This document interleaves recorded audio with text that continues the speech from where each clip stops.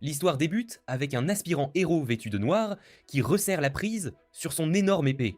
Enfoncé dans la poitrine d'un dragon géant, cet homme brutal arrache sa lame de son ennemi, laissant un trou béant dans le dragon, et ses entrailles se répandent à l'extérieur. Le dragon gris, enchaîné, se demande pourquoi l'humanité l'a trahi, tandis que son sang bouillonnant se déverse sur le sol de la caverne.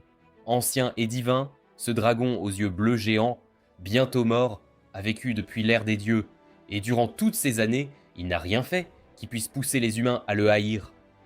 La vérité, c'est qu'il avait été leur allié autrefois, mais cela importait peu à l'épéiste au sang froid qui voulait désespérément être le personnage principal de cet anime. Sentant la fin proche, car son sang jaillissait de lui comme une fontaine, le dragon se libéra de ses chaînes et leva les yeux vers la lune. Alors que son corps commençait à s'effriter et se briser, comme tous mes espoirs et mes rêves, il supplia les dieux, ne demandant que la paix et le repos éternel pour son âme ancienne. Pourtant, il semblait que le destin réservait autre chose à notre jeune homme.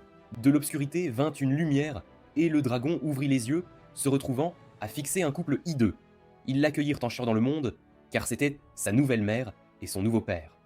Apparemment, ce n'est pas normal pour les bébés d'ouvrir les yeux si jeunes, car ils se demandaient s'il était doué d'une manière spéciale, ou peut-être un bébé démon possédé. Sa grand-mère était folle de joie, et rêvait déjà qu'il allait grandir pour devenir médecin. À partir de ce jour, son nom serait Dolan. Le nom fade parfait pour son sens de la mode, tout aussi fade. Dolan, à ne pas confondre avec un employé de Target et son gilet rouge, regardait le soleil se coucher sur l'humble village qu'il appelait sa maison. Alors que son ami Harry, visiblement désespéré, arriva en courant sur la colline pour le rappeler à la maison pour le souper, Dolan sourit. Sa nouvelle vie était paisible après tout, et il n'avait plus à s'inquiéter des héros qui lui faisaient des trous dans la poitrine. Ce village tranquille de Varennes se trouve loin au nord, près des confins du royaume. Il n'y a pas grand-chose à faire là-bas à part l'agriculture. Ce serait donc un cauchemar pour quiconque ne veut pas traire des vaches toute la journée. Cependant, cela convient parfaitement au désir de Dolan d'une vie paisible. À seulement 16 ans, Dolan est déjà considéré comme un adulte dans son village, et vit seul. Chaque jour, il se lève tôt avec le soleil pour s'occuper des champs et travailler la terre. Et chaque jour, il prend un repas modeste dans sa modeste maison, tel l'humble protagoniste qu'il est. Un jour, alors qu'il pêchait avec son frère aîné et d'une certaine manière plus oubliable, les deux parlent de la prochaine expédition de Dolan dans le marais voisin. Dylan est inquiet et se demande pourquoi Dolan ne laisse pas ce travail aux gardes. Dolan souligne que la garnison locale a déjà fort à faire pour protéger le village, et que quelqu'un doit découvrir ce qui se passe. Dolan explique que cela fait près d'un mois que personne n'a eu de nouvelles des hommes lézards qui vivent dans le marais. Les lézards visitaient occasionnellement le village pour échanger des grillons ou ce que les lézards aiment, mais maintenant personne ne sait pourquoi ils ont soudainement disparu sans laisser de traces. Comme tout bon grand frère, Dylan est toujours inquiet, et il propose de rejoindre son petit frère pour ce voyage. Dolan dit qu'il a fait d'énormes progrès à la salle de sport, et rassure son frère, dont le nom est bien trop similaire, que tout ira bien. Il est un grand garçon maintenant, et il veut faire sa part pour son village. Dylan vit alors le moment le plus excitant de sa vie ennuyeuse en attrapant un poisson. Sur le chemin du retour, le fier conquérant de quelques poissons rencontre ses deux amis, Melita et Albert. Ils sont émerveillés par la quantité record de poissons, mais ils se demandent s'il est bien préparé pour son voyage de demain. Dolan dit qu'il se prépare depuis un moment et remercie Melita. Elle fait partie de la garde du village, et elle a aidé à persuader le chef du village et les autres anciens de laisser Nolan prendre en charge cette enquête sur le marais. Melita, facilement impressionnée, dit que c'est le moins qu'elle puisse faire, vu tout ce que Dolan a aidé à l'entraînement. Ils disent à Dolan de ne s'inquiéter de rien pendant son absence et de se concentrer sur son enquête. De retour chez lui, Dolan passe du roi des mers au roi de la cuisine, alors qu'il prépare le dîner, coupant, écaillant et salant à l'extrême le poisson, avant de le laisser sécher au soleil. C'est beaucoup de travail, mais à Varennes, il n'est pas rare que quelqu'un s'occupe de tout cela seul. Le village est isolé, comme ma vie sociale au milieu de nulle part, et avec si peu de soldats, chacun est censé prendre soin de soi. L'étrange Harry, dans toute sa rousseur glorieuse, observait Dolan par la fenêtre. Elle est là pour rappeler à Dolan sa pratique de la magie, mais il se demande si elle est venue de si loin juste pour lui. Quelques instants plus tard, après une incantation trop ringarde pour que je la répète, Dolan libère un éclair d'énergie magique pure de sa main et tranche net un mannequin d'entraînement. Sa grand-mère et instructrice magique exprime sa satisfaction quant à son contrôle parfait de la magie offensive. Cependant, la vieille peau de vache ne le laissera pas s'échapper de son entraînement si facilement. Ensuite, elle a une grande quantité de magie médicinale à lui faire pratiquer, quelque chose avec lequel Dolan a du mal. Plus tard, Dolan est rencontré par un personnage encore plus âgé et décrépit. C'est le chef du village qui veut présenter quelqu'un à Dolan. C'est une fille nommée Christina. Apparemment, c'est une noble qui séjournera au village quelques jours, mais avec ses cheveux blancs et ses yeux rouges, elle ressemble plus à une vraie waifu. Dolan lutte contre l'envie de commencer un harem, alors que le vieil homme lui dit de bien se tenir, et les deux se présentent formellement. Alors que leurs mains se touchent, Dolan ne peut s'empêcher de remarquer que cette fille est plus qu'il n'y paraît, et qu'elle possède une force et une habileté incroyables. Le regard de Christina dit qu'elle a probablement remarqué la même chose chez Dolan. Sur le chemin du retour, Dolan pense à la rapidité avec laquelle le temps change, et il ne peut croire que des humains, avec leur corps fragile et charnu, vivent dans de telles conditions. Après une journée épuisante de préparation et d'entraînement, Dolan arrive enfin chez ses parents pour dîner. Sa mère et son père sont heureux de voir l'amateur de poissons, alors qu'il dépose la récolte de poissons et de cultures qu'il avait rassemblées. La famille s'assied pour un délicieux repas préparé avec amour par sa mère. Il ne faut pas longtemps avant que le père de Dolan l'interroge sur les filles, se demandant quand il se casera comme son frère Dylan. Dolan le coupe court en expliquant qu'il est trop concentré sur son grindset, entre montée de niveau dans les simulateurs de rencontres et sa petite amie IA parfaitement programmée, il est content de vivre la vie de célibataire sans avoir besoin d'un engagement réel. Dolan n'a que 16 ans après tout, et il ne dérange pas d'être célibataire encore un peu. Avant que son père déçu ne puisse aller chercher le lait, la conversation se tourne vers le marais et le voyage de Dolan. Ses parents sont naturellement inquiets qu'il finisse au fond du marais, mais avec un peu de réconfort, ils semblent tous deux convaincus que leur fils ira bien. Le père de Dolan lui fait savoir qu'en tant qu'adulte de 16 ans, c'est sa décision. Cependant, mieux vaut qu'il rentre sain et sauf, sinon il inquiéterait sa mère et elle pourrait recommencer à boire. Dolan leur dit de ne pas s'inquiéter. Il reviendra et aura même une super histoire de marais à raconter. Le jour arrive enfin, et tous les anonymes du village se sont rassemblés aux portes pour dire au revoir à Dolan. Le jumeau maléfique de Monsieur Propre, le capitaine Balin et Mélita de la Garde lui souhaitent un bon voyage. Cependant, le capitaine ne peut s'empêcher de penser que c'est son devoir d'escorter Dolan en toute sécurité dans son périlleux voyage. Mélita coupe court au capitaine Propre avant qu'il n'ait la chance de faire quoi que ce soit d'imprudent. Elle rappelle au capitaine qu'il est nécessaire au village pour garder contre les bandits et pour enlever les taches tenaces du sol de la guilde. Juste à ce moment-là, une potentielle candidate pour le harem de Dolan, nommée Laetitia, donne sa bénédiction à Dolan. Cependant, la grand-mère de Dolan mentionne la nécessité d'être prudent, sa divination a laissé entendre que quelque chose de grave allait arriver, la fille de Wendy's a prix réduit, je veux dire Harry, est là aussi, et elle lui offre un panier repas pour le voyage, un double baconator avec des frites. Dolan la remercie, et est si gentil qu'il ne montre même pas sa déception qu'elle ait oublié la boisson avec sa commande. Notre héros part alors pour sa première grande aventure en tant qu'homme. Les terres intermédiaires sont sauvages et indomptées, mais cela ne suffit pas à dissuader Dolan qui atteint les marais sans problème. Le spectacle qu'il y contemple l'inquiète. Le marais semble presque malade et infecté, de la même manière que vous après avoir regardé des résumés d'animes pendant 10 heures d'affilée. C'est comme si tout le marais était en train de mourir. Utilisant ses propres sens, Dolan discerne immédiatement un grand déséquilibre entre les éléments de la terre et de l'eau. Repensant à la divination de grand-mère Maguro, Dolan note que la vieille fossile se trompe rarement sur ces choses. Il commence à soupçonner que la raison de ce déséquilibre était délibérée. Les pensées de Dolan sont interrompues lorsqu'il sent une étrange présence s'approcher. Compte tenu de l'état du marais, les seules choses capables de survivre là-bas devraient être de très puissants monstres, comme des grenouilles mutantes ou Shrek. Dolan prépare son épée et se tient ferme, prêt à se défendre. Cependant, ce qui sort en rampant des buissons prend Dolan par surprise. Il s'avère que c'est une lamia, mi-serpent, mi-femme, mais entièrement matière à waifu. Un spectacle vraiment rare à voir. La lamia se moque de lui d'être venu seul, dans une tenue si stupide, et elle traite Dolan d'homme stupide. Dolan pense que les lamias ne sont normalement pas vues par ici, mais elle est aussi belle que le disent les rumeurs. Ça, c'est si vous aimez les gens sans jambes. Quand Dolan admet qu'il est en fait seul, elle semble étrangement soulagée par la nouvelle et se souvient qu'elle est censée charmer les gens. Réfléchissant rapidement, la lamia se souvient des doux pas de danse que sa mère lui a appris à faire dans des situations comme celle-ci, et sans avertissement, elle se met à pop, lock and drop pour le charmer.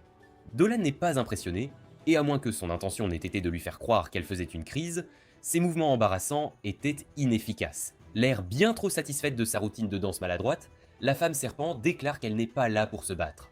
Heureusement, cette situation gênante prend fin, grâce à l'arrivée choquante d'un monstre de vomi géant. La monstruosité élémentaire, ressemblant à une masse de vomi de palourde, attaque Thalamia. La réaction de Dolan est instantanée, et son épée tranche la main de l'élémentaire avant qu'il ne puisse la blesser. Même s'ils viennent de se rencontrer, Dolan est déjà fatigué de son bavardage. Il lui dit de se taire et de cacher sa queue géante en forme de tuyau d'arrosage. Dolan suppose que ce monstre est la raison de la disparition des hommes lézards, reliant les rumeurs d'un tremblement de terre d'il y a quelque temps à la perturbation actuelle de l'équilibre dans la région. Malheureusement, il n'y a aucun moyen de ramener l'élémentaire à la normale, maintenant qu'il a été excité dans un état si violent. Dolan est déterminé à résoudre ce problème, mais pas seul. Il se tourne vers la Lamia et se présente. Prise de court, elle lui donne son nom. C'est Célina. Comme toutes les Lamias, Célina peut manier la magie, alors Dolan lui demande de le rejoindre pour vaincre le monstre. Malheureusement, elle ne peut manier que la magie de la Terre, ce qui serait presque inutile contre un monstre comme celui qu'ils affrontent. Cependant, Célina a une idée. La capacité raciale unique de son peuple pourrait suffire à le ralentir. Célina est plus qu'un peu réticente à aider cet étrange humain qu'elle vient de rencontrer, mais il y a quelque chose chez Dolan. C'est peut-être parce qu'il n'a pas fui son corps reptilien horrible. Ce n'est pas ça. C'est en fait à cause de l'intensité de sa détermination qu'elle accepte de l'aider. Cette fille audacieuse dit « jusqu'à ce que la mort les sépare ». Mais Dolan souligne que c'est quelque chose qu'on dit au mariage. Les deux se mettent en position pour tendre une embuscade à l'énorme élémentaire, et Dolan donne le signal d'attaque. Sortant de leur cachette, ils foncent tête baissée sur le monstre qui réagit en lançant son attaque de roche super puissante et pas du tout boiteuse. Chacun est habilement dévié par le maniement de l'épée de Dolan, donnant à Célina assez de temps pour lancer son sort. Avec un peu de fanservice obligatoire, Célina invoque un serpent géant et déchaîne sa forme maudite contre le monstre. Les deux êtres titanesques luttent l'un contre l'autre, le serpent s'enroulant autour de l'élémentaire et le liant sur place. Comme prévu, ajouter un autre serpent au mélange n'aide pas beaucoup, et Célina craint que son serpent ne tienne plus très longtemps. Cependant, c'est suffisant pour que Dolan réduise l'écart, fonçant avec une vitesse incroyable. Au moment où l'élémentaire s'est libéré et tente d'attaquer Dolan, il est bien trop tard. Imprégnant sa lame de pouvoir draconique, Dolan tranche le monstre en deux. Avec un cri angoissé, l'élémentaire perd toute cohésion, la boue et la terre se transformant en une vague qui prend la pauvre fille serpent au dépourvu et la submerge presque. Célina dit qu'elle va bien, mais elle a avalé une bonne quantité du liquide du monstre. Dolan lui dit de se débarrasser de ses vêtements sales car il a son propre liquide à lui donner. Ce liquide est une soupe qu'il a faite, et Célina remarque qu'elle est un peu surprise que Dolan ne semble pas avoir peur d'elle. Dolan, étant un dragon ancien et divin, a beaucoup vu et Célina n'est même pas la première Lamia qu'il ait jamais rencontrée. Elle est certainement la plus unique, cependant, car toutes les Lamias qu'il a connues étaient méfiantes et agressives, très différentes de Célina. Il lui demande pourquoi elle est là en premier lieu, et Célina déclare assez brutalement qu'elle est à la recherche d'un mari. Maintenant qu'elle a 17 ans, c'est la tradition dans sa race entièrement féminine d'aller à la chasse d'un jouet pour garçon à appeler le leur. Dolan est complètement inconscient de ses avances. Il dit qu'il lui prêtera sa copie de Romance Simulator 3000 Ultimate Waifu Edition. Son ignorance pourrait être pour le mieux, étant donné que les Lamias sont maudites et qu'elles sont vénéneuses. Elles ne choisissent que des mâles forts pour être leur mari, car les faibles ont l'habitude de mourir de tout ce poison de Lamia après avoir développé l'intrigue. Toutes ces discussions sur les fluides corporels toxiques et la procréation ne déconcertent pas Dolan, car il a une douce chérie Ia qui l'attend à la maison. Célina suspecte que Dolan la prend de haut, mais elle est rapidement distraite en goûtant le ragoût épais et nourrissant de Dolan. Sa chaleur et sa saveur les amènent à parler de leur famille, et le couple improbable se lie autour de leur repas partagé et d'une conversation touchante. Le lendemain, les deux se disent au revoir, ils se souhaitent bonne chance, et Dolan espère qu'elle trouvera quelqu'un qui l'aime comme son chatbot waifu l'aime. Alors qu'ils se disent au revoir et se serrent la main, Dolan se souvient que les Lamias apprécient l'énergie vitale, quelque chose qu'il peut manipuler librement. Dolan la remplit de son énergie vitale, et Célina a une réaction qui me fait penser que la classification PG de cet animé doit être augmentée. Dolan craint que son énergie draconique n'ait été un peu trop pour elle, mais Célina pense qu'elle vient de goûter à la bonne chose et pourrait être accro. Plus tard, deux villageois reviennent d'une nuit de fête lorsqu'ils remarquent qu'une silhouette est lancée. Ils sont surpris de découvrir que c'est une belle femme, alors ils lui disent qu'une fête d'Idi vient de se terminer et qu'il est dangereux de voyager seul. Selena, notre héroïne serpent, répond joyeusement qu'elle ira bien. Elle est en fait plus coriace qu'elle n'y paraît. Malheureusement, Selena est un peu trop serpente à leur goût, alors ils s'enfuient pour sauver leur vie. Selena essaie d'expliquer qu'elle ne veut pas de mal, mais ses tentatives de gagner la confiance des humains vont être beaucoup plus difficiles qu'elle ne le pensait. Pendant ce temps, au village, Dolan s'entraîne aux côtés de la rousse dans l'art de la fabrication de potions. Grand-mère Margarou explique que le processus de fabrication de potions est complexe et précaire. Il nécessite des ingrédients aux propriétés magiques rares et volatiles qui, mal manipulés, comme Dolan le démontre en ruinant accidentellement sa propre potion, peuvent mal tourner à la moindre erreur. Grand-mère Margarou réprimande Dolan pour son manque de délicatesse, mais Dolan dit qu'avec quelques ajustements et la bonne recette, il pourrait devenir le prochain Heisenberg. Harry craint que l'échec de Dolan ne l'ait contrarié, alors elle l'encourage à ne pas se décourager et à continuer d'essayer. Après tout, il a beaucoup d'autres bonnes qualités, comme son œil pour les herbes médicinales et sa nature altruiste quand il s'agit de s'occuper des enfants du village. Elle murmure même à voix basse à quel point il est cool. La fille de Wendy atteint Dolan avec ses mots gentils et il promet de ne pas abandonner. Il faudra beaucoup d'études et de pratiques, cependant, car si Dolan n'est qu'un amateur, Harry est pratiquement déjà une maîtresse en fabrication de potions. Elle est si douée que grand-mère Margarou la laisse sortir de classe plus tôt. Bien qu'elle soit encouragée à aller jouer, Harry mentionne qu'elle utilisera son temps libre pour aider sa mère avec les tâches ménagères. Dolan, l'idiot de la classe, pousse un petit soupir en se remémorant son ancienne vie. En tant que dragon génial, il n'avait jamais eu besoin de potions et d'herbes curatives. La vieille mamie souligne que sa magie offensive est très forte, mais qu'il lui manque la compréhension fondamentale de l'alchimie. Maguru continue ses leçons, faisant savoir à Dolan qu'il n'y a pas de raccourci sur le chemin de la connaissance, seulement du travail acharné et le détour occasionnel. Après les leçons, Dolan se retrouve dans un cauchemar éveillé, alors qu'il est assis à une table entourée de roux. C'est la famille d'Harry et son père prend un moment pour bénir leur nourriture. Ces roux sans âme adorent Muriel, la déesse de la terre. Dolan manque de respect à tout cela en ouvrant son œil au milieu de la prière et il pense à combien de temps il s'est écoulé depuis qu'il a rencontré la déesse pour la dernière fois. Courant à travers le village, Dolan est pressé car il ne veut pas être en retard pour son entraînement. Juste à ce moment-là, l'histoire prend une tournure étrange alors que Dolan arrête tout quand Miss Mew l'interpelle. Miss Mew est une demi-humaine qui est en partie bovine, et elle rappelle à Dolan que le lait rend les os plus forts. Miss Mew dit que ses cruches sont remplies de lait, et propose même à Dolan de boire directement au robinet. Miss Mew doit être épuisée tout le temps car elle fournit aux bonnes gens du village du lait frais tous les jours, et son goût est si exquis. Dolan a du mal à dire non quand elle lui en offre. Notre jeune Dolan essaie de résister, il le fait vraiment, mais au final, il n'y a tout simplement pas moyen de dire non à Miss Mew et à sa concoction spéciale. Dolan la remercie pour le repas et avale une tasse entière avant de s'enfuir, maintenant juste un peu plus en retard pour l'entraînement. Dans sa hâte, il ne remarque même pas Dame Christina, qui l'observe de loin. À proximité, Albert dirige les enfants locaux dans leurs leçons avec une lance. D'un claquement de main, Albert leur donne une pause dès qu'il remarque Dolan. Au lieu d'aller jouer cependant, les petits nerds se précipitent vers grand frère Dolan, excités de montrer leurs compétences. Albert chasse les petits morveux, et l'attention de Dolan est volée par la forêt voisine. Il sent quelque chose de familier. C'est la présence d'un démon, mais au lieu d'avertir tout le monde pour qu'il se prépare, Dolan dit juste que ce n'est rien.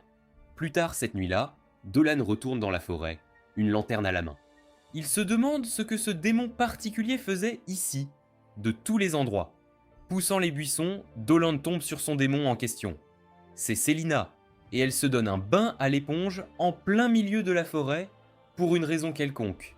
Dans sa déception, Selina chancelle et faillit tomber, mais notre Dolan est là pour la rattraper dans ses bras. Selena est alors gênée et demande à Dolan de ne pas regarder, mais cela ne l'aide qu'à s'embrouiller davantage. Ce dragon maladroit ne comprend pas pourquoi il devrait détourner le regard et se demande si le lait de Selena est aussi bon que les films. Comme le charmeur qu'il est, Dolan explique que c'est naturel de désirer les belles choses, mais Celaena a eu assez de son attitude audacieuse. Avec un coup de poing entendu dans la forêt, Celaena frappe un peu de considération pour les sentiments féminins dans le cœur du Seigneur Dragon. Voulant se débarrasser de cette situation, la conversation se dirige vers ce que fait exactement Celaena là. Le jour d'avant, elle cherchait un partenaire au sud. Celaena explique qu'elle a des difficultés à s'intégrer parmi les humains. Dolan comprend, et est réellement content de la revoir. La vérité, c'est qu'il l'a manqué, et maintenant qu'elle est de retour, il est impatient d'aider Celaena de toutes les manières possibles. C'est alors que notre héros brillant a une idée stupide. Il lui dit de venir vivre avec lui pour qu'il puisse la surprendre en train de se baigner plus souvent. Compréhensivement, Celaena est sans mots et rappelle à Dolan qu'elle est une créature. Elle est sûre que tout le monde la trouvera effrayant. Mais Dolan explique que de nombreux monstres horribles habitent déjà le village. De plus, elle a un bon caractère, donc elle n'aurait aucun mal à être acceptée par les villageois. Celaena est captivée par l'idée de pouvoir vraiment s'amier avec les humains, et quand Dolan dit qu'il serait ravi qu'elle vive avec lui, elle semble convaincue. À ce stade, même le naïf Dolan commence à voir à quel point tout cela devient flirtant. Juste alors, Celaena révèle qu'elle cherchait en réalité Dolan. Comme prévu, après leur dernière rencontre, Dolan lui avait donné une partie de son énergie spirituelle. Il s'avère qu'elle l'a trouvé si agréable qu'elle en a goûté 2 fois. Celaena parle de cela comme si c'était la meilleure chose du monde, et Dolan dit qu'il remplira Celaena de sa vie énergétique à chaque fois qu'elle le souhaitera. Le malin Dolan sait exactement ce qu'il fait en donnant à Celaena une autre goutte de sa douce énergie spirituelle. Alors que Celaena s'adonne à cela, Dolan explique son plan de la faire vivre avec lui. Dans le village, il y a quelque chose de mystérieux. Nous nous joignons à Monsieur Impur et aux gardes qui se tiennent devant un offrande de gibier fraîchement pris. Bien que beaucoup voient nous cela comme une fête gratuite, le capitaine voit seulement un problème. C'est la 3e fois en 3 jours que quelqu'un ou quelque chose laisse ces offrandes étranges. Alors que Melita étudie les traces menant à l'endroit, elle note qu'elles ressemblent à quelque chose laissé par un serpent géant. Des vues étranges se sont produites dans les bois récemment, et cela confirme tout pour le capitaine. Le village doit avoir un problème. Cela inspire la peur chez tous, car les Lamias sont généralement des monstres puissants et dangereux.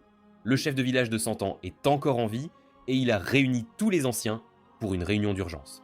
Dans la pièce, il y a le père de Dolan, la vieille dame Maguru, et même Christina. Ils discutent du problème, et bien que tous soient d'accord que la présence d'un tel démon puissant ne peut que causer des problèmes pour leur village, ils ne comprennent pas pourquoi ils laissaient de tels cadeaux délicieux chaque jour. Melita se considère comme une gourmande, donc elle pense à la saveur de la poisson qu'ils ont trouvée.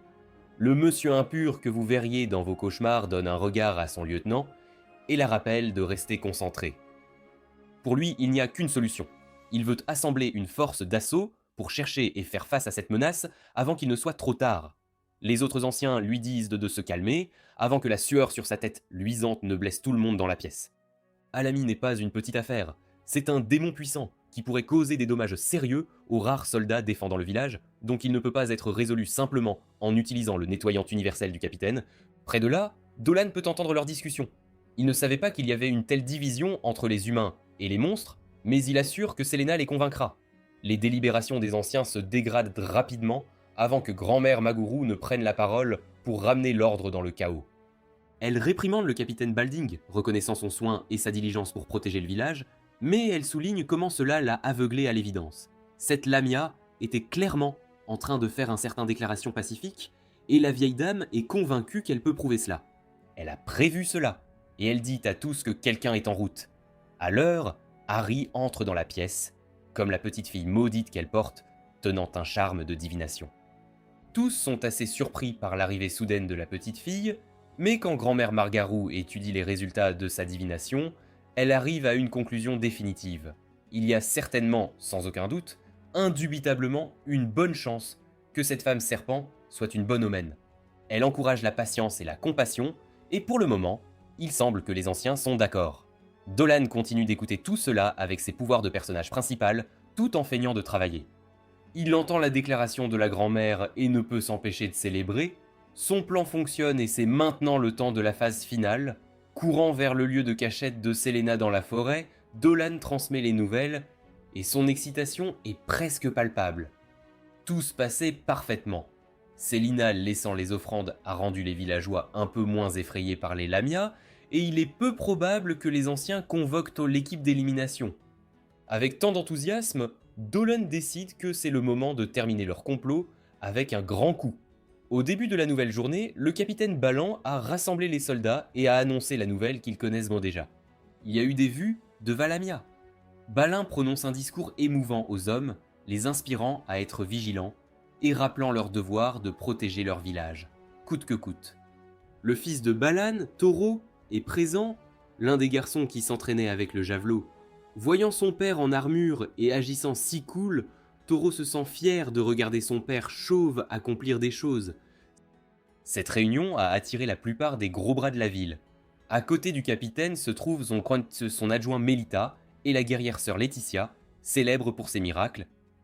Dolan prévoyait un problème avec sa présence, car son évangile condamnait les fauteurs de troubles, et s'il ne prenait moins la garde, elle pourrait faire changer d'avis le village contre Célina. Cependant, pour tous les problèmes qu'il pourrait moi causer, tout être là est parfait pour son plan. Dolan était confiant non seulement dans le plan, mais aussi en Célina. Si tout allait bien, il savait que le village accueillerait les gens avec des bras ouverts. De son point de vue dans les bois, Célina se cachait et presque se fait de l'appréhension. Rappelant le plan de Dolan, Célina attendait patiemment son signal. Dolan devait foncer tête baissée vers un groupe de monstres qu'il savait être à proximité, et c'était au dernier moment que Célina devait s'interposer et sauver Dolan en présence de tous. Risqué mais héroïque, une façon sûre d'obtenir la confiance de tous. Un plan génial conçu par notre héros brillant, avec aucune possibilité de choses qui pourraient mal se passer. Juste alors, un garde court dehors des bois en hurlant de peur, car il était poursuivi. Balin ne perd pas de temps en criant des ordres à ses gardes et en les préparant pour affronter la Lamia qu'il suppose qu'elle arrive. Dolan n'a pas donné le signal à son ami caché dans les buissons, et Célina se demande si une autre Lamia a apparu. Cependant, ce qui sort des bois n'est pas un serpent. Un immense et féroce monstre connu sous le nom de taureau armé laisse échapper un rugissement monstrueux en renversant des arbres et en chargeant dans la clairière.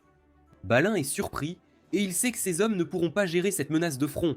Il ordonne le repli, mais dans la confusion, Taro se révèle être le personnage le plus inutile de cet anime, et il est renversé. Voyant le petit Taro comme un snack car son père l'a déjà abandonné, Winnie le chien avec rage avance vers l'enfant. Heureusement, Dolan n'est pas un lâche comme le type chauve, donc il s'élance, mais il réalise qu'il ne fera pas à temps. Malheureusement, Dolan décide qu'il devra utiliser ses pouvoirs de dragon devant tout le monde, mais Célina sort de nulle part pour prendre l'attaque du monstre. Célina se fait une blessure sévère, et tout le monde est surpris de voir que Alamia a risqué sa vie pour protéger les humains. Battant à travers la douleur, Célina fixe les yeux maléfiques du taureau, et quelque chose de sinistre commence à se produire. En utilisant le pouvoir spécial de sa lignée Lamia, Célina envoûte l'esprit du taureau armé. Elle lui dit de retourner dans la forêt, et le bête taureau est impuissant à résister. La rage s'efface de son museau rugissant en un instant, et il simple tourne les talons et s'en va, comme ordonné. Les villageois ne peuvent pas croire ce qu'ils viennent de voir. C'étaient des yeux maléfiques, une puissante magie. Malgré le sang qui coule en abondance sur son dos, Célina est plus préoccupée par Toro et Dolan que par elle-même. Balin et les autres gardes ont repris leurs esprits, et le capitaine exige maintenant que la fille Lamia s'éloigne de Dolan et Toro. Dolan envoie Toro avec son père, mais Dolan reste auprès de Célina, défiant. Il argumente avec le capitaine, disant qu'il ne laissera pas la fille qui a sauvé sa vie et celle du garçon taureau. Balin est furieux car il sait que les démons sont dangereux. Dolan ne bouge pas, déterminé à protéger Célina de ce qui vient, et même Melita commence à se demander si la fille n'est pas si mauvaise. Le capitaine ne comprend pas la situation. Comme la plupart de ses cheveux, il veut demander à la fille serpent quelques questions. Elle répond fidèlement et avoue qu'elle était bien celle qui avait laissé des cadeaux pour le village. Elle admet aussi qu'elle avait été en voyage, mais avait trouvé cela trop isolant, et son père était humain, et tout ce qu'elle voulait faire était apprendre et s'amie avec les humains. Avec ses yeux fermés et ses mains jointes, elle se courbe devant Balin et les autres villageois, implorant de leur donner une chance. Elle dit qu'elle a sauvé les garçons parce qu'elle ne voulait pas que leur famille soit triste, et elle déclare qu'elle ne ferait jamais de mal aux humains. Ses sanglots et son sang sur elle ne suffisent pas à convaincre le capitaine furieux Balin, donc il se tourne vers la sœur Laetitia pour des conseils. Dans ce qui peut être décrit comme le miracle le plus incongru jamais mis à l'écran, Laetitia est en train de communiquer avec sa déesse, Muriel. Avec des larmes dans les yeux, Laetitia transmet les paroles de la mère terrestre sacrée. Cette Lamia n'était pas une créature maléfique, elle était comme eux, et ils devraient vivre ensemble en harmonie. La prêtresse reconnaît aussi que Célina a gardé les yeux fermés tout ce temps pour ne pas effrayer les villageois avec ses yeux maléfiques. Laetitia lui demande de les ouvrir enfin, mais le moment qu'elle le fait, Selena s'effondre. Après qu'elle se réveille, Selena est menée à sa nouvelle maison dans le village par les gens reconnaissants. Même Balin a aidé à meubler la maison confortable avec des coussins et des peluches en guise d'excuse pour avoir douté d'elle et de remercier pour avoir sauvé son fils. La petite fille du monde souterrain jure la maison juste en parlant. Et elle dit qu'ils ne savent pas grand-chose sur les Lamia. Donc en bon voisin, ils devraient se connaître mieux. Dolan avance et offre sa main à Selena. La scène est ça faite pour donner l'impression que c'est une bonne chose qu'il ait menti à tout le monde qu'il soutient, et les deux étrangers prétendent se rencontrer pour la première fois. Selena et ses amis se connaissent amicalement. Dolan réfléchit à ce qui vient de se passer, et il réalise que son bon ami Muriel lui a fait un grand service. Ce soir-là, Dolan se transforme en sa forme astrale, qu'il n'a pas utilisée depuis des éons pour échapper à son corps humain hideux et rendre visite à son allié le plus sacré. Dolan ne peut pas s'éloigner de lui-même assez vite, et sa forme prend celle de son ancien moi, le dragon bleu aux yeux bleus. Au-delà du monde des mortels, il trouve une ville dans le ciel. Attendant le dragon musclé est Muriel, la mère déesse. Elle a l'air d'être sortie d'une fashion show céleste, et elle est une longue amie de notre héros. Dolan la surnomme déesse par accident, et Muriel le taquine sur le fait qu'il doit s'adapter à sa nouvelle vie très bien s'il commence à l'appeler ainsi. Montrant beaucoup de développement de personnages, Muriel dit qu'elle sait déjà pourquoi il est là. C'est à propos des Lamia. Dolan remercie Muriel abondamment pour avoir aidé son ami reptile sans pattes, et il se demande comment la déesse a réussi à le reconnaître et sa nouvelle vie de fermier déguisé. Muriel dit que c'était facile quand elle a senti son esprit dans les prières des villageois. Elle note que son esprit est maintenant rempli de vie et de joie, tandis que son ancien moi était las de vivre. Dolan l'acquiesce, se souvenant du moment où l'épée héroïque a percé son cœur. Comme moi quand il n'y a pas de bon anime à regarder, Dolan a ressenti une grande soulagement que finalement son tour vienne. En tant qu'humain, il a appris beaucoup de la vie des mortels, combien dure est leur existence sur la surface, et combien de temps ils passent sur Terre est fugace. Cela a clairement changé et Muriel voit que cela a été pour le mieux. Elle utilise ses ailes attachées à son derrière pour quelques raisons, et elle s'envole vers notre garçon. Elle est contente que Dolan soit heureux maintenant, et elle espère que Selena l'est aussi. Avec un dernier merci, Dolan retourne dans son corps, moins musclé, et plus cool humain seulement pour être soudainement réveillé par notre chère fille serpent qui débarque dans sa porte.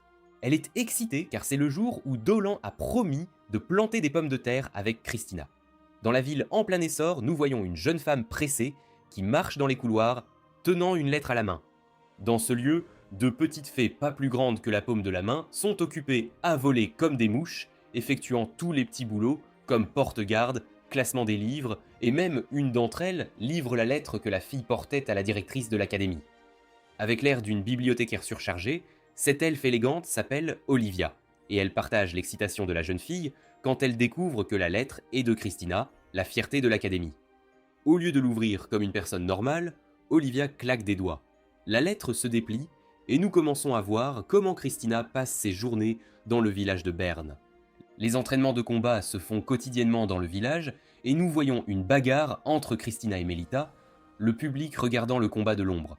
Les spectateurs sont surpris, car ils n'ont jamais vu leur vice-capitaine être poussé aussi fort.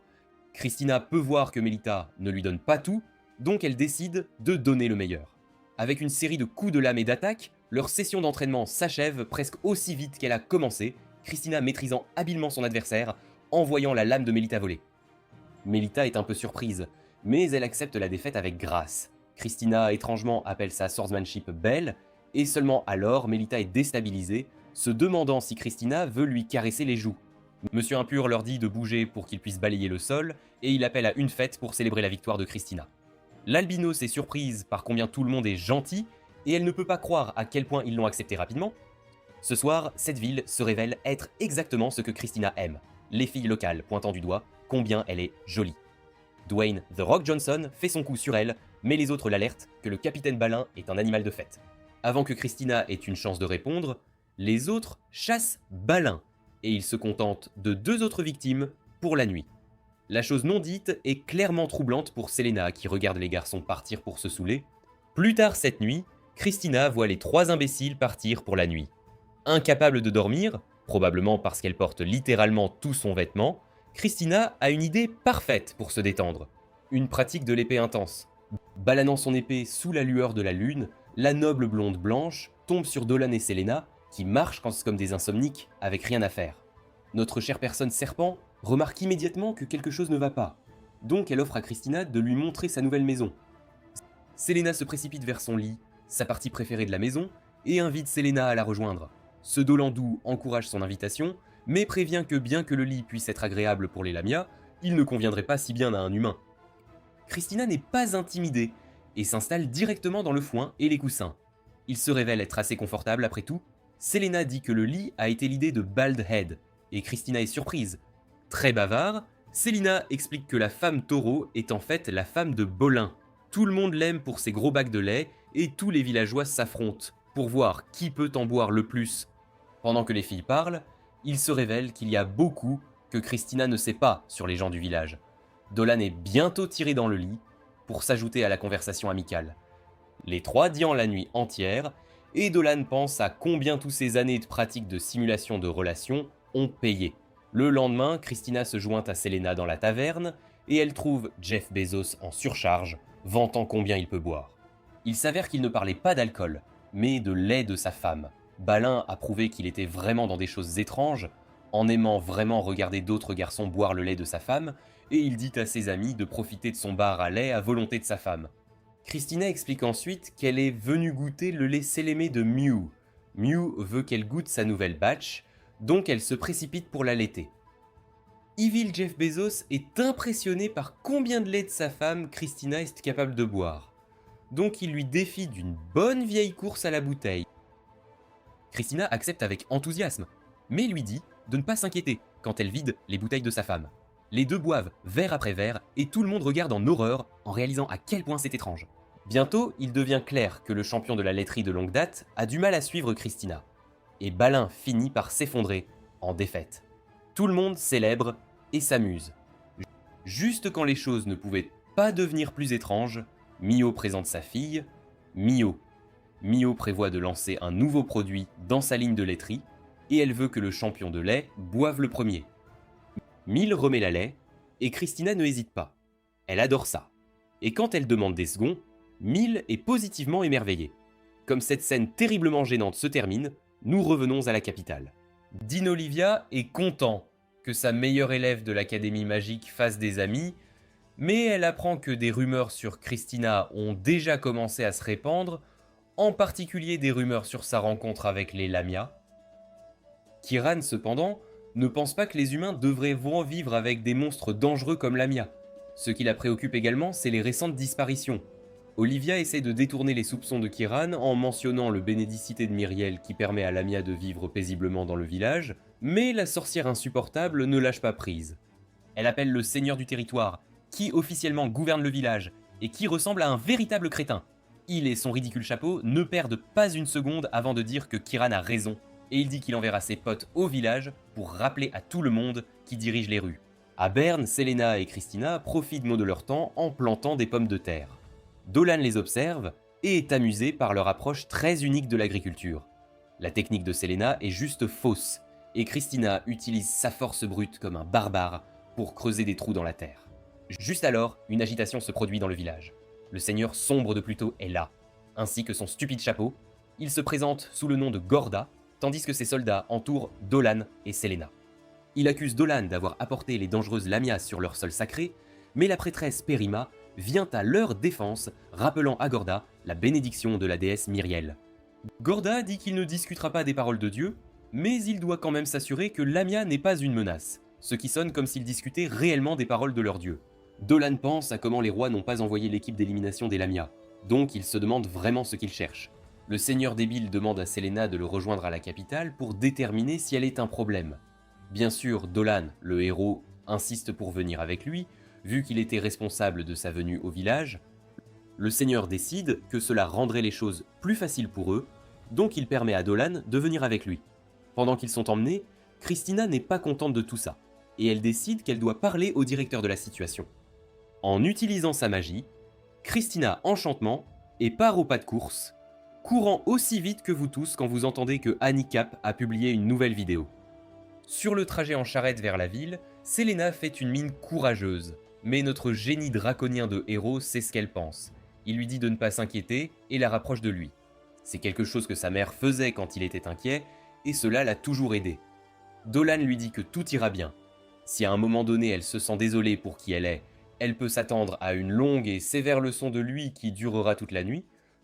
Soudain, les portes de Dean Olivia s'ouvrent et sa tasse de thé explose partout, alors que sa supercharge d'étudiante préférée s'effondre dedans.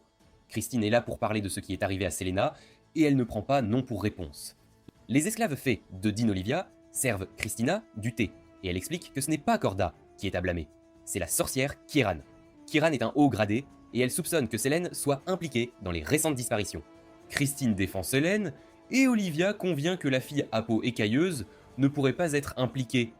Malheureusement, si Kiran décide de la blâmer, personne ne peut rien faire. Christine est horrifiée à cette nouvelle, et nous voyons un aperçu de la sorcière maléfique. Elle est évidemment en train de planifier quelque chose, et nous voyons que les soldats escortant Dolan et Selena ont également des plans sinistres. Plus tard, Dolan et Selena parlent avec le type comme des champignons.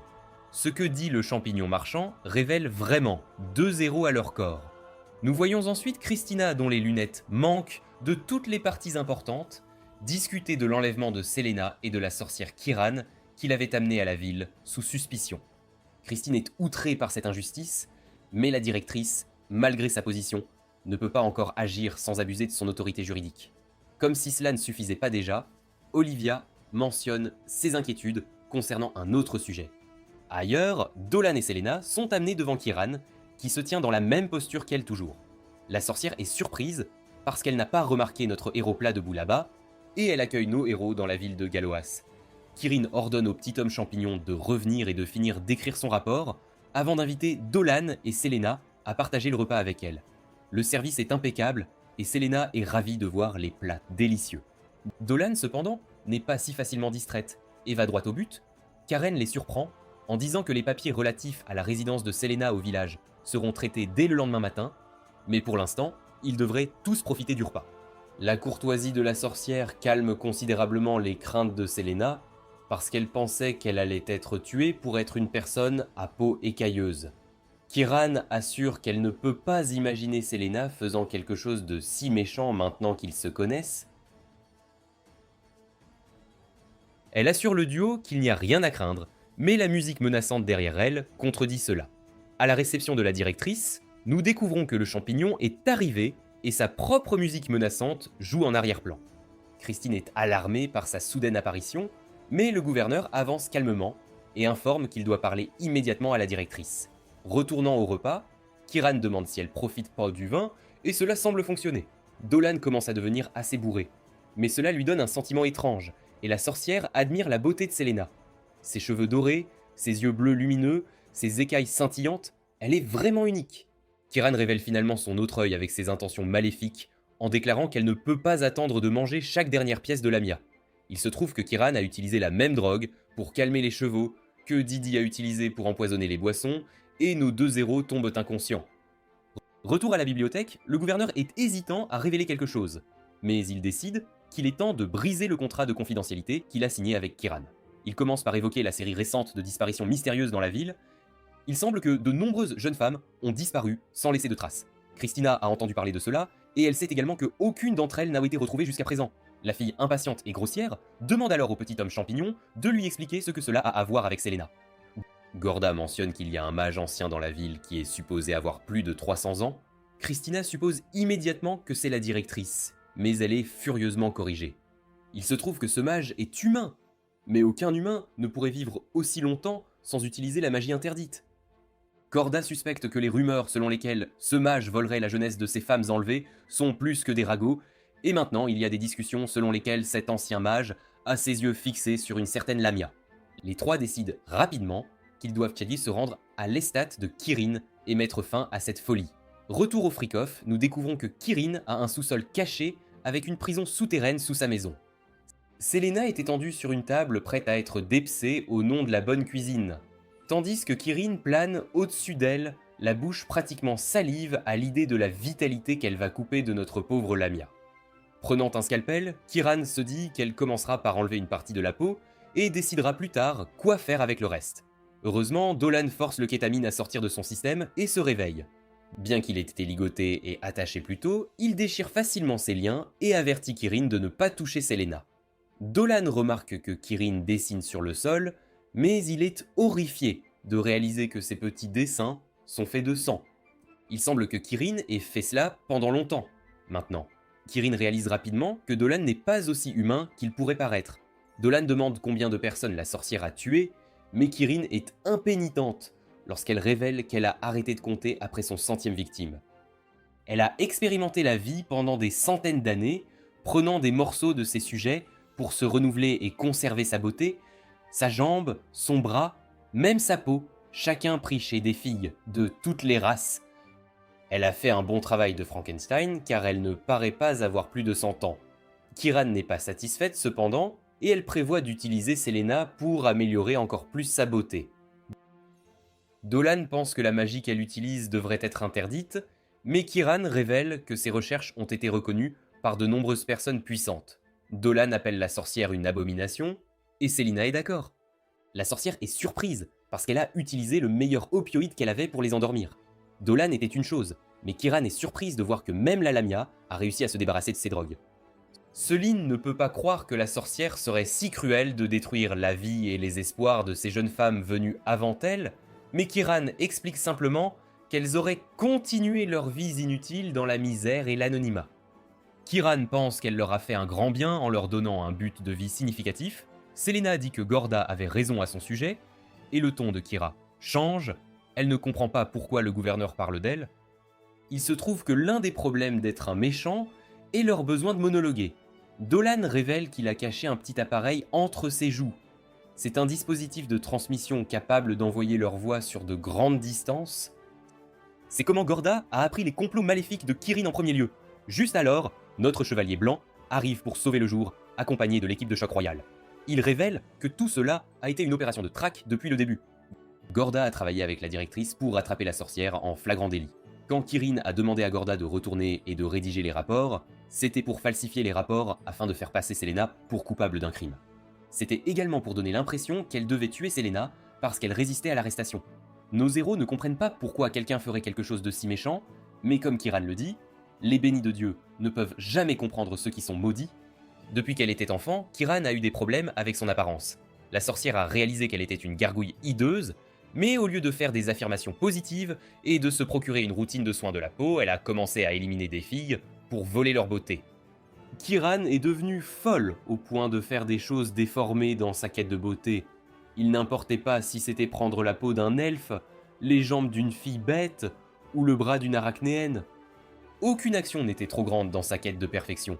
Un regard autour de la pièce révèle plusieurs des animaux qu'elle a pris des parties, tous plongés dans des galons d'huile pour bébé. 300 ans de découpage et de découpe ont beaucoup changé la sorcière et elle révèle à quel point elle a grandi au fil de tout ce temps. Sa peau commence à se fissurer et à se déchirer, son corps se transformant en une créature hideuse avant de se précipiter sur Selena. Dolan note qu'elle doit avoir fusionné tous ses victimes en une seule. Une magie si sinistre qu'elle ne pouvait être accomplie que par quelqu'un qui a fait un marché avec le diable. Karen libère sa forme grotesque contre les gardes, elle pense toujours qu'elle est belle, donc elle demande aux gardes s'ils veulent des pieds pour les gratter.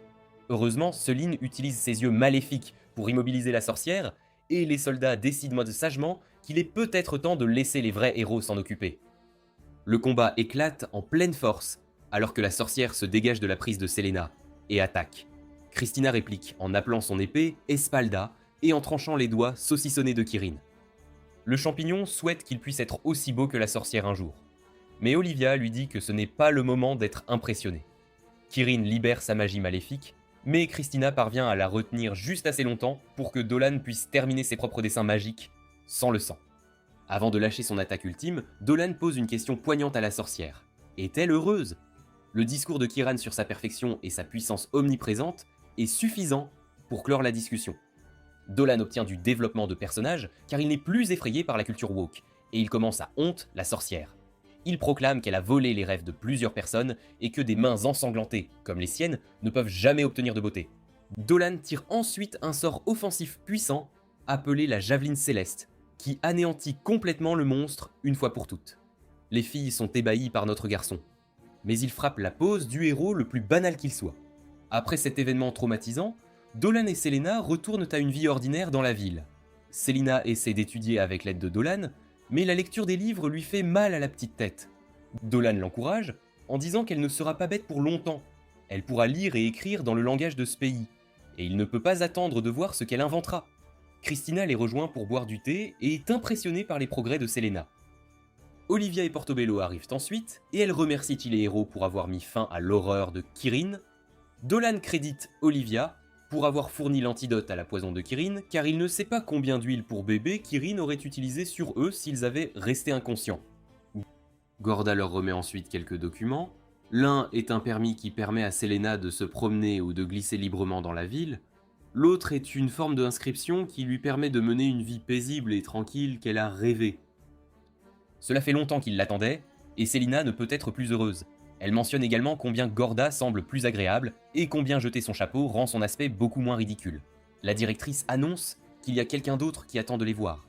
Nous sommes introduits à Denzel qui se révèle être le fils de la vieille Maguru.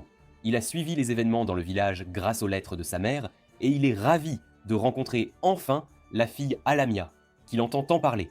Il félicite les deux pour leur victoire et offre de les emmener faire un tour de gallois. Ce mec voulait montrer son village stupide, mais cela ne s'est pas passé comme prévu. Les gens là-bas n'avaient jamais vu Alamia auparavant, donc ils sont terrifiés par elle.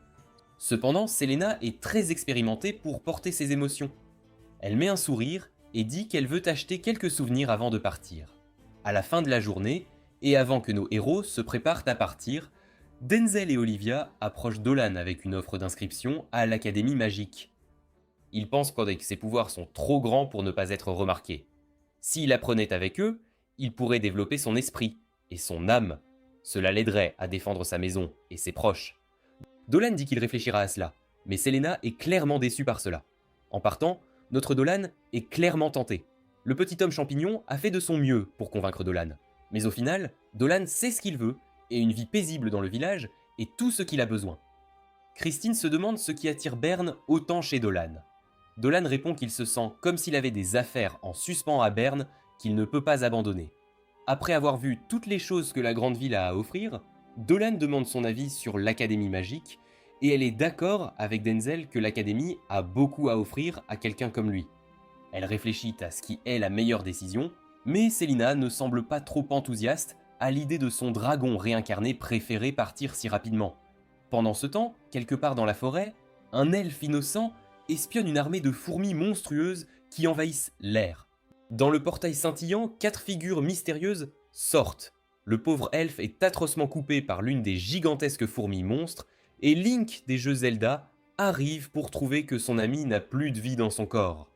Il n'était pas le seul, car après l'attaque, de nombreux autres elfes ont été massacrés par les démons, une vue qui choque les 2 escouades qui arrivent sur les lieux. Le survivant unique vit assez longtemps pour leur raconter ce qui s'est passé avant de mourir dramatiquement, et les escouades vont informer leur chef de tribu avec les nouvelles sombres. À nouveau dans le village de base de Berne, nous nous joignons à Christina et à notre héros Dolan, qui entraîne le petit cow-boy en combat à l'épée. Avec leur expertise, le couple aide à affiner les compétences des enfants, et Dolan avertit une fille qui lui donnera une tape dans la figure si elle n'est pas prudente. Notre serpent préféré regarde Dolan avec admiration et une touche de tristesse en se souvenant de l'invitation qu'il a reçue à la capitale pour entrer leur académie. La pensée qu'il pourrait un jour la laisser derrière lui la déprime, mais elle sort de sa mélancolie lorsqu'elle remarque que les enfants locaux utilisent sa queue comme un parc d'amusement. Dolan observe Selena qui menace de les dévorer vivants, et il est ravi de voir qu'elle s'adapte à la vie dans le village. Avec la fin de l'entraînement, Christina s'approche de lui avec une requête. Elle veut entrer dans la forêt pour avancer l'intrigue. Des rumeurs circulent sur des bêtes féroces, et Christina est impatiente de tester ses compétences contre elles. Dolan, en son costume de gestionnaire de cible frais, est hésitant quant au danger, mais Christina sait exactement les mots justes à dire. Elle mentionne que les porcs locaux n'ont pas pu traverser la forêt depuis que ces bêtes sont apparues, et si elle ne les aide pas, Qui sait combien le village souffrira si leur port reste malheureux? Ils doivent faire ce qui est le mieux pour le village et ce qui est le mieux pour leur futur petit déjeuner. Plus tard, tout le groupe monte dans la forêt pour escorter leurs futurs amis en bacon, y compris 2 gardes du village anonymes qui sont sûrs que rien de mal ne leur arrivera. Avec tous ces braves guerriers parmi eux, Dolan se sent mieux concernant leur chance si quelque chose se passe mal. Comme s'ils n'avaient pas parlé de monstres dangereux étant partout dans la forêt, Christina et Selena savourent de la tranquillité et l'air frais. Baldskin et les gardes se séparent du groupe, mais l'un des porcs refuse d'être transformé en steak. Il s'échappe en faisant une course vers la liberté, donc un gardien poursuit après lui. Malheureusement, tous les espoirs et les rêves du porc sont écrabouillés lorsqu'il est jeté vers le gardien. Des marques de griffes sont gravées dans son corps.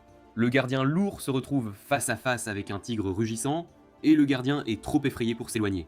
Il risque d'être mangé par le tigre, mais le capitaine Balin swoops en pour sauver le jour. Un coup de son puissant marteau échoue à vaincre la bête, et Balin réprimande ses snacks beaucoup pour ne pas rester avec le groupe et rester en garde.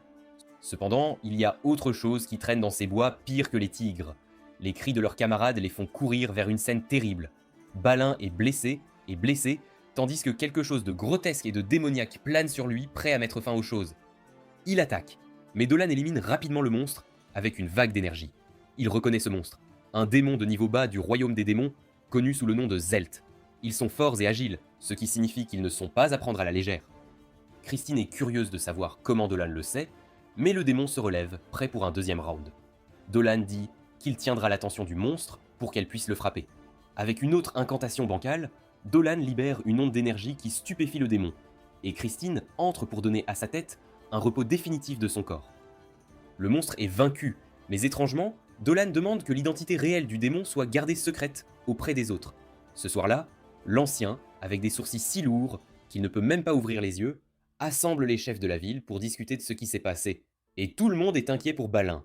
Le tigre était déjà mauvais, mais maintenant, cette nouvelle menace inconnue les a tous sur leur garde. Si elle était forte au point de battre leur capitaine ressemblant à Vindicil, alors Byrne est vraiment en danger. L'autre pièce, Grand-mère Magru, arrive et rapporte que Balin ira bien. Elle a cependant de mauvaises nouvelles. Balin ne regrandira jamais ses cheveux. De plus, ce qui a coupé Balin n'est pas une créature ordinaire. Dolan lui demande ce qu'elle pense se passer dans la forêt, mais la réponse de la vieille femme est simplement que c'est ce qui se passe dans la vie sur le front. Des choses étranges et horribles se produisent, et il est mieux de laisser la nature prendre son cours. Dolan n'est pas content de sa réponse, qui stoppe son plan et demande qu'il soit autorisé à enquêter immédiatement dans la forêt. Margarou a un tournoi de bingo, donc elle accepte, mais ne sans s'assurer qu'il a du renfort d'abord. Le chevalier et la lamia se portent volontaires, mais le chef presque se rompt le dos en se levant. Il est effrayé par l'idée que Christina s'expose à tant de dangers, surtout après qu'il a promis de garantir sa sécurité à Gorda et à l'académie. Cela laisse Selina, la meilleure, dont la magie sera certainement utile si des ennuis surviennent. Le héros Dolan est d'abord contre, mais Selena gagne un regard avec lui et il est convaincu de ses compétences. Le duo voyage ensemble pendant un moment et Selena est ravie d'être seule avec notre dragon préféré, mais elle est déterminée à prouver qu'elle peut être utile à lui dans le village. En atteignant la limite de la forêt, ils remarquent quelque chose qui bouge dans les ombres, et Christina apparaît bizarrement derrière un arbre comme une perversité.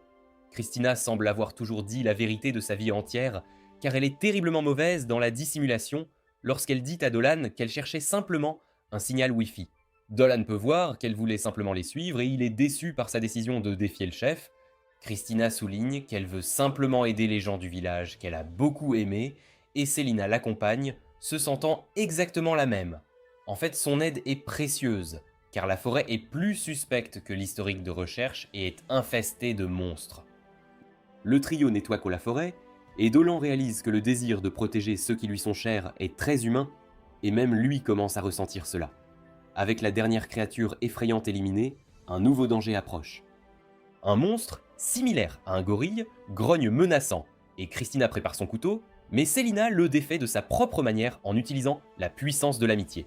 Elle s'excuse auprès du gorille et offre une pomme, ce qui semble fonctionner. Elle se tourne vers Dolan pour une explication, mais est surprise de voir qu'il est devenu le roi des gorilles. Un pique-nique est préparé pour tout le monde et Christina, se sentant gênée, se demande comment Selena est si accueillante avec ces monstres. Apparemment, Christina est aveugle, et Selena doit expliquer qu'elle n'est pas effrayée, car elle est elle-même une créature.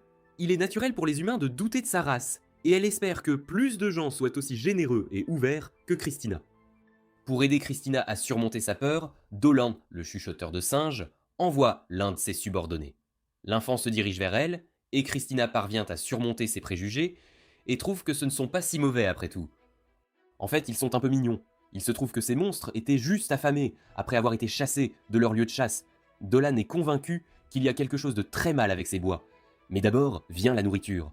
Miss Mouet leur a offert un pot de son, et je ne veux même pas savoir quelle partie d'elle est entrée dans la recette.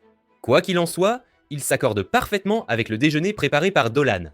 Christina s'émerveille de la préparation et prend un morceau, ce qui fascine les deux autres. Selena dit que c'est mignon de l'avoir mangé, et Dolan en convient.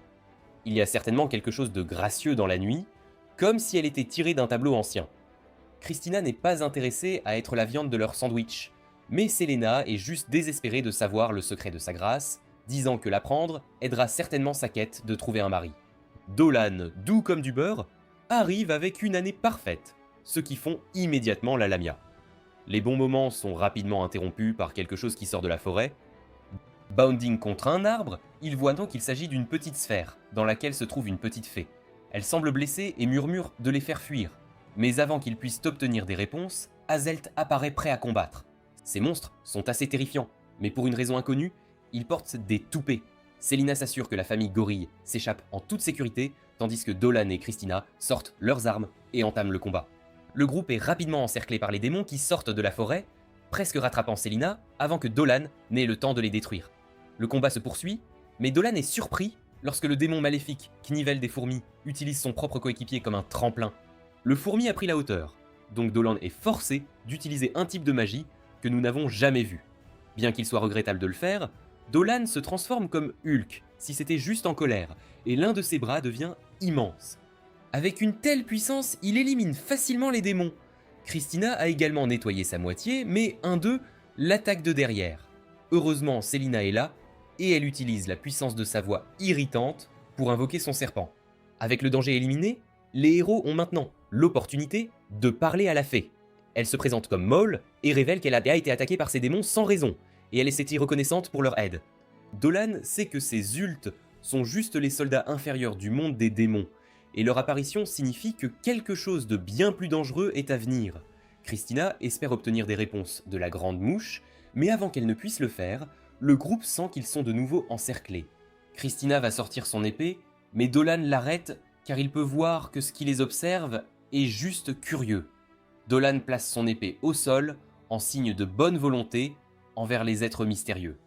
Christina, pour une raison inconnue, s'accorde à sa décision de se rendre complètement vulnérable, et bientôt, ils découvrent qui c'est. C'est les elfes de la forêt, et ils ne sont pas du tout contents que Maul s'associe à des inconnus dans leur forêt. Sans surprise, Legolas et ses amis ne prennent pas bien les étrangers dans leur forêt. Mais lorsque la fée Maul leur dit ce qu'ils ont fait pour elle, son ton change un peu. Pendant ce temps, Selena essaie de paraître aussi intimidante que possible avec leurs yeux fermés. Elle utilise ses compétences de déduction brillantes et détermine que c'est l'elfe de la forêt. Dolan dit aux filles que tout ira bien, car les elfes ne sont pas là pour combattre, mais il leur dit quand même de se tenir derrière lui juste au cas où. Le chef des elfes étonne le trio en se baissant et en exprimant sa gratitude pour leur aide. Ce type revient ensuite à leur rappeler qu'ils n'appartiennent pas à la forêt et demande pourquoi ils y sont. Dolan révèle ce qui se passe et explique qu'il cherche des réponses. Il s'excuse même d'avoir débarqué dans leur forêt sans prévenir. Mais le fait reste que les elfes veulent qu'ils s'en aillent, car c'est vraiment dangereux. Dolan mentionne les démons, et le chef Géo se tend. Les monstres ont envahi son foyer, et les elfes ont combattu pour leur vie depuis que l'armée de démons est arrivée. Il termine la conversation brutalement, et se tourne pour partir. Mais Christina s'agite et se précipite vers lui. Elle veut savoir ce qu'il fait à propos de la situation. Elle veut savoir s'il y a suffisamment de monde pour combattre cette menace, et si les nouvelles sur l'armée de démons ont été envoyées au reste du monde. Elle se comporte un peu trop en excitée, mais Dolan et Selena la ramènent à la réalité. Elle s'excuse pour s'être emportée, mais elle sait que les elfes doivent être en danger. Combattre même un seul de ces démons est un défi.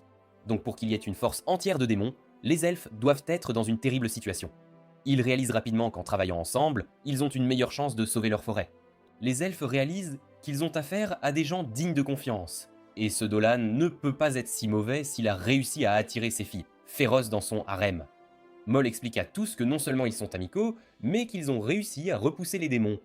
Dolom n'était pas sûr de la petite fée au début, mais maintenant il est reconnaissant d'avoir sa petite mais puissante personnalité à ses côtés. Étant donné ce qu'il sait maintenant, il comprend qu'il doit y avoir une porte de démons quelque part dans cette forêt. Si elle est ouverte et qu'elle déverse des démons, alors quelqu'un la contrôle, et les Eltes. Il doit la fermer avant qu'elle ne s'ouvre complètement. Car si ce n'est pas le cas, des monstres encore plus puissants en sortiront. Dolan arrête cette mentalité négative, et se rappelle qu'il détruirait tout monstre puissant qui menace ce monde, même si cela signifie que les gens apprendront à propos de son âme de dragon à l'intérieur de lui. Même si sa vie paisible dans le village est ruinée, il jure de stopper l'invasion coûte que coûte. Dolan propose alors une alliance, mais le chef elfe est hésitant. Heureusement, sa sœur plus sage intervient et lui rappelle qu'ils ont besoin de toute l'aide qu'ils peuvent obtenir. Ces mots pénètrent la tête épaisse de Géo, donc il accepte une alliance avec nos héros. Avec l'aide du trio, ils peuvent de le mettre fin à cette menace de démons une bonne fois pour toutes. Ils sont sur le point de sceller le marché avec une poignée de main ferme lorsqu'un tremblement de terre entoure tout le monde. La porte de démons a été déchirée, et à travers elle, un nouveau niveau de mauvaises nouvelles entre. 3 chevaliers démoniaques puissants entrent dans la forêt par la porte, chacun plus effrayant que l'autre. Il n'y a pas de temps à perdre, donc Dolan agit rapidement. En utilisant la magie du vent pour améliorer leur vitesse, il et les autres s'engagent à la vitesse de la course vers le village elfique, désespérés de fermer la porte avant qu'il ne soit trop tard. Aucune invasion de démons ne serait complète sans une démonette, et celle-ci n'est pas différente. La démonette est excitée de causer du désordre dans ce nouveau monde, mais les 2 autres, beaucoup moins mignonnes, la rappellent qu'elles sont le point de l'épée. En tant que chef de l'invasion, c'est leur travail de préparer tout pour leur maître et de récupérer quelque chose d'important de la forêt.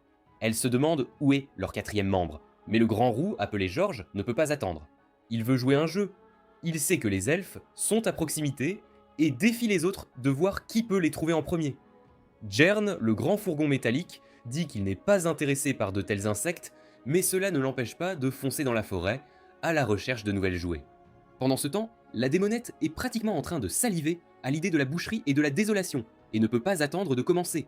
Les elfes se battent contre la horde de démons, luttant pour protéger leur village contre une attaque ininterrompue de Zelt. Les choses ne vont que de plus en plus mal lorsque George arrive, et il proclame avec fierté que c'est la guerre. Ce type utilise son bras Megaman, et avec un seul coup, il déchire les défenses elfiques comme si elles étaient du papier. Près d'eux, Géo reçoit un tweet des esprits de la forêt qui le préviennent de la nouvelle menace attaquant le village. Ils doivent se presser, mais ce n'est pas facile avec autant de démons inférieurs bloquant leur chemin. À la village, George vit sa vie la plus belle, absolument ravi de l'effusion de désordre. Il est sur le point de profiter de la massacre d'un elfe en particulier, lorsqu'un coup de pique s'arrête soudainement. Des vignes commencent à se nouer autour de son corps, en émettant des fleurs qui le sucent de son sang et lui enlèvent sa magie. Le chevalier démoniaque est ramené à genoux et retenu là par un nouveau joueur qui entre en scène. Le grand gars jure, sa nouvelle ennemie, la rose noire Théodora, qui se révèle. Dolan et le reste du groupe se sont presque arrivés au village, mais les démons ne facilitent pas leur progression. Dolan prononce une incantation magique et invoque une tempête de flèches magiques du ciel. En arrière-plan, Christina, avec son art martial de l'épée, et Célina, avec ses pouvoirs Lamia, parviennent à percer un chemin à travers la horde et atteignent l'entrée secrète du village elfique. Avant d'entrer, Dolan donne aux filles des pierres magiques, les mêmes qu'il a collectées au début lorsqu'il a rencontré Célina dans le marais. Il leur dit qu'elles peuvent les utiliser pour invoquer des pouvoirs magiques puissants et Christina ne veut pas gaspiller l'opportunité. Maniant le pouvoir potentiel de ces pierres, elle appelle un tourbillon massif qui envoie les démons voler. Célina suit par une transformation de la Terre contre eux. Dolan est déterminé à rappeler à tous qu'il est le protagoniste, donc il déclenche une explosion massive. Le dernier des démons inférieurs est éliminé par l'équipe, et GL est vraiment impressionné, et il se demande où ils ont caché de tels pouvoirs. S'il avait su qu'ils étaient si capables, il aurait demandé leur aide plus tôt, mais il n'y a pas de temps à perdre maintenant, pas pendant que le village est toujours en danger. Près de là, George est toujours détruit par une plante, et la fille gothique condamne le démon pour son attaque. L'audace de détruire ses fleurs, de déchirer son forêt et de tuer ses animaux est trop grave pour être pardonnée. Elle déclare que le démon paiera pour ses crimes, mais George rit simplement. Il dit à la sorcière que le vrai péché est d'être faible. Elle souligne qu'elle l'a battu très facilement, donc la faiblesse est une autre crime que Diodora charge à George. Elle prépare à finir le démon Knight inerte, mais une démonette apparaît de nulle part. Elle sauve son compagnon malchanceux transformant les vignes en poussière avant qu'elles ne puissent le tuer. Elle se présente comme l'une des 4 chevaliers du monde des démons, nommée Rafflesia. Heureusement, nos héros ont enfin atteint le village, mais il est sur le point d'être détruit. En même temps, les 2 chevaliers démoniaques s'engagent. Rafflesia moque son grand et stupide partenaire pour s'être ennuagé. Le grand gars insiste qu'il n'a pas besoin de son aide, mais la vérité est qu'il serait nourriture pour les plantes si elle ne s'était pas montrée quand elle l'a fait. Théodora dit qu'elle ne s'en soucie pas, qu'il y a 1 ou 1000 d'entre eux, ils vont tous tomber. Elle invoque les esprits de la forêt pour lancer une dernière incantation pour éliminer les démons, mais quelque chose ne va pas. Les esprits ne répondent pas. Comme des pétales commencent à tomber du ciel, Rafflesia rit et révèle qu'au cours de son voyage, elle a remarqué que les fleurs fleurissaient dans toute la forêt. Naturellement, elle a pris son temps à torturer et à détruire chaque fleur comme une folle. Ce menace haineuse des fleurs fait même des blagues sur la manière dont les esprits de la forêt criaient et suppliaient Diodora de les sauver pendant que le démon les torturait. Avec ses amis et alliés déchirés, Diodora est affaiblie et enragée. Elle attaque les démons en colère, mais ils évitent facilement les vignes, alors que la démonette continue son folie. Révélation révèle qu'elle aussi est une puissante esprit comme celle qu'elle a torturée, mais de l'autre monde des démons. Avec sa magie de décomposition, elle a le Eidor en difficulté. Mais la rose noire ne lâche pas prise. Elle rencontre plus de vignes, et Rafflesia est amusée, les éliminant comme les autres. Elle déclare qu'elle est une fleur démoniaque qui se nourrit de la vie et que tout existe pour être sa nourriture. La folle est assez arrogante, mais cela la fait manquer une des vues de Diodora, et l'attaque la frappe, lui arrachant du sang.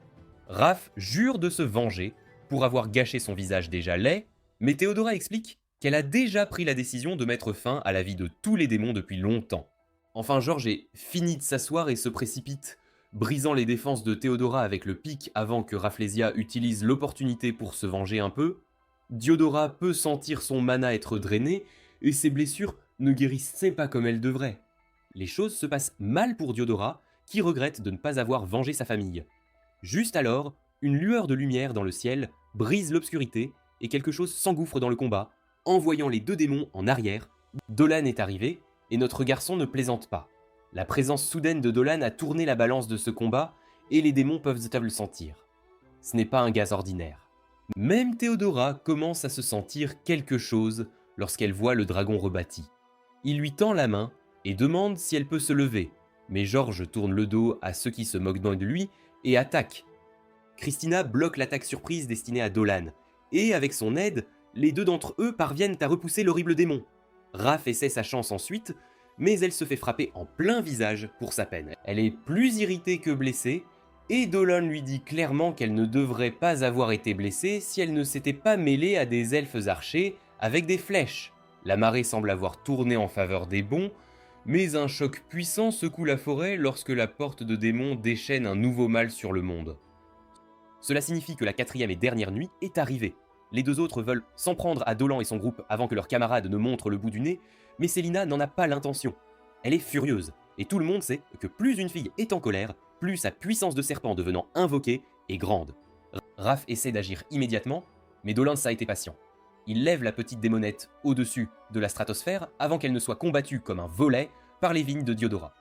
À ce stade, Georges est assez fatigué de se faire piéger par des femmes étranges. Cependant, il est impuissant lorsque Dolan le tire pour le faire exploser avec le pic de jugement. Cependant, avant que le dragon puisse libérer sa magie, il change brusquement de trajectoire et envoie son attaque dans la forêt. Sa magie intercepte Garen, le démon mécanique DIY qui est venu équilibrer les choses. Ce démon cible Selena, apparemment, car son maître aimerait beaucoup la voir pour une petite conversation. Georges utilise l'opportunité pour se libérer de la magie Lamia de Selena, et elle se précipite pour la détruire. Heureusement, Christina est là, et parvient à esquiver l'attaque sale de l'homme. Elle ne peut pas croire qu'une simple fille humaine ait pu l'arrêter, et elle l'accuse d'être une challenger humaine, enfin digne de lui.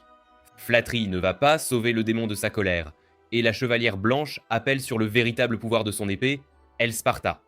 Georges est si lent qu'elle n'a aucun problème pour l'esquiver et lui enfoncer son épée dans son point faible lumineux. Pendant ce temps, Célina tourne son attention vers la monstrosité métallique et dit qu'elle gérera cela. Avec sa magie de terre, elle parvient à l'immobiliser pour que sa malédiction Lamia puisse atteindre son point. Garen se contente de repousser son attaque, comme si c'était une brise légère. Il demande qu'elle essaie à nouveau, et Célina répond à ses provocations avec sa serpente enroulée. Mais peu importe ce qu'elle jette à son encontre, rien ne semble affecter le monstre. Garen semble presque déçu de sa incapacité à le finir, mais avant qu'il puisse lui faire du mal, Dolan s'intercale et lui envoie un uppercut brutal dans ses parties brillantes. Dolan déclare que cette bataille est presque terminée. Mais la vérité est que cela a seulement commencé. Les choses vont de mal en pis lorsque le puissant démon Georg arrive sur la scène avec le super-héros. À ce stade, les elfes ont réussi à repousser les démons inférieurs, mais le bonheur n'est pas suffisant pour faire Gio moins effrayé. L'aura puissante émanant de ce nouveau démon armé est étonnante, et même les autres démons semblent effrayés par lui. Georg s'excuse auprès de Garen pour l'interruption, tandis que Dolan étudie le démon, arrivant à la conclusion que ce monstre n'est pas comme les autres. George est sur un autre niveau, créé pour le plaisir de la bataille, et presque rien d'autre. Il est impressionné par Dolan, le félicitant d'avoir réussi à blesser ses propres démons, et le défiant en duel singulier pour tester leur force. Dolan, lui, n'est pas du genre à reculer devant un défi, et se précipite dans la mêlée pour se présenter dignement à cet ennemi arrogant.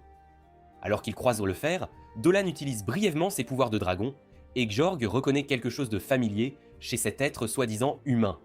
Tandis que les filles sont émerveillées de voir Dolan repousser le démon, nos héros, eux, sont bien plus préoccupés par ce qu'il faudra pour vaincre cette menace blindée. Ni l'épée ni la magie ne suffisent à ralentir Gjorg, et Dolan lui demande s'il serait un dieu déchu pour posséder une telle puissance. Gjorg n'est guère surpris que Dolan ait réussi à découvrir sa véritable identité d'un simple coup d'œil, car lui non plus n'est absolument pas ce qu'il semble être. Frustré, Dolan sait pertinemment qu'il ne peut pas gagner sans libérer sa véritable puissance, mais s'il devait la déchaîner ici, les dommages collatéraux seraient bien trop importants pour le village et tous ses habitants. Ils conviennent alors tous deux que ce duel n'est absolument pas un simple concours de mots. C'est un combat à l'épée, et ils s'y remettent, une fois de plus, avec une fureur renouvelée. L'assaut de Gjorg est brutal, mais Dolan parvient tout de même à placer un coup décisif à la fin. La coupure est au mieux superficielle, mais Gjorg est absolument ravi d'avoir trouvé un adversaire si intéressant dans ce monde, alors qu'il commence à rassembler une immense quantité de mana pour sa prochaine attaque. Raph et George profitent de l'occasion pour attaquer notre héros en équipe, tandis que Garen s'assure que les filles ne puissent pas intervenir. Un ou 100, peu importe le nombre de faibles créatures jetées sur Dolan, cela ne suffira absolument pas à l'arrêter, et il gère avec une facilité déconcertante leur agaçante interférence. Cependant, cette distraction est amplement suffisante pour donner à Gjorg tout le temps dont il avait désespérément besoin pour achever ses préparatifs. La magie du démon commence alors à secouer et faire trembler la forêt entière, tandis que son pouvoir monte en flèche et perce les cieux. Le dragon renaissant ne scie absolument pas et n'essaie même pas d'esquiver l'attaque. Célina crie de peur, mais Dolan lui lance un regard qui lui rappelle, avec une certaine assurance, qu'il est bel et bien le protagoniste de cet anime. Au lieu d'essayer de fuir, Dolan lève sa lame bien haut et se prépare, le regard déterminé. Avec une conviction inébranlable, il affronte l'attaque de Gjorg de plein fouet et tranche l'attaque ultime en deux, déviant ainsi toute sa force destructrice sans le moindre danger. Le dieu déchu est profondément et sincèrement impressionné par cet homme qui n'est absolument pas si humain qu'il en a l'air. Il pensait que Notre cette héros l'a mission grandement dans le amusé, monde c'est vrai, mortel mais Dolan, lui, allait ne se être bat des absolument plus pas pour simplement ennuyeuses. divertir. Mais C'est son alors que adversaire Gjorg a remarque rendu qu'il supporte l'expérience réellement tout à et fait profondément digne de son temps. l'attention de Dolan sur ces misérables mortels qu'il essaie de protéger à tout prix. Il réalise alors que Dolan ne peut absolument pas le combattre à pleine puissance sans risquer la vie de tous ceux qui l'entourent, alors le démon propose quelque chose à voix haute, pour que tous puissent l'entendre. Il interpelle les elfes de la forêt et leur offre un choix simple mais lourd de conséquences. Continuer à lutter en vain contre un ennemi qu'ils ne pourront jamais espérer vaincre, ou bien les rejoindre et ainsi vivre. Dans 3 jours exactement, les démons reviendront dans ce village, et ce jour-là, ils devront impérativement choisir entre la miséricorde ou la ruine totale. Les 3 autres chevaliers sont vraiment très déçus d'apprendre qu'ils s'en vont avant de pouvoir achever ce combat, en particulier George, qui dit à Christina qu'il n'oubliera absolument jamais cette humiliation qu'elle lui a infligée. Christina, pour sa part, ne se souvient déjà absolument plus de qui il est. Rafflesia a averti qu'elle reviendrait pour Diodora, mais la sorcière gothique jure solennellement de venger la forêt pour tous les torts que ce démon a causés. Gjorg lui rappelle qu'ils seront de retour dans 3 jours, et Dolan lui répond qu'il les attendra de pied ferme. Alors que Gjorg et les autres démons partent, le chevalier démon n'arrive absolument pas à croire qu'il ait réellement affronté un dragon, et ce, face à face. Le combat étant soudainement terminé, Célina se jette dans les bras de Dolan, folle d'inquiétude et de soulagement pour lui. Ce sourire qu'il lui a donné à la fin l'a fait penser que tout était bel et bien fini. Heureusement, ils ont tous deux survécu, et ce totalement indemnes. Personne ne semble s'en soucier, mais Christine va très bien aussi, et elle a de nombreuses questions à poser à Dolan. Mais pour l'instant, ils doivent impérativement parler aux elfes. Ils suivent Géo à travers le village elfe, et ne peuvent s'empêcher de sentir les regards troublants des habitants qui ne semblent absolument pas les vouloir là. Dolan explique qu'ils sont juste arrivés au mauvais moment, et qu'ils gagneront la confiance des elfes grâce à leurs actions. Ils sont emmenés rencontrer le chef Dio, un vieil homme souriant comme si son monde entier n'avait pas été presque anéanti par les démons il y a peu de temps. Il est accompagné de 2 autres excentriques, en plus de Théodora, et tout cela ressemble étrangement au Conseil des Anciens que l'on trouve à Berne. Le vieil elfe remercie chaleureusement le trio pour leur aide précieuse à repousser l'invasion démoniaque, ainsi que pour avoir sauvé Maul, la petite fée. Il présente un être poilu appelé Vlak et Elsin, la beauté araignée locale. Chacun d'eux est le chef respectif de son peuple, et ensemble, ils forment la direction qui veille attentivement sur la forêt et ses habitants.